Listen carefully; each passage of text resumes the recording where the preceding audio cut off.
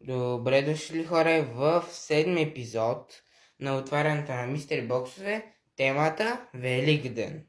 Добре, хора, нека да започнем с първото, което е това пиленце. Малко доста се е сладко, ето, вижте го отблизо.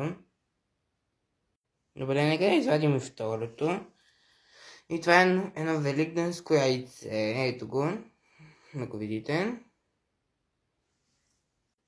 Нека да започнем с третото, което е това малко пиленце майка, която се грижи за нейните деца. Ето. Добре, ето го и предпоследното великденско яйчице. Като хавайска пола има тук. Ето.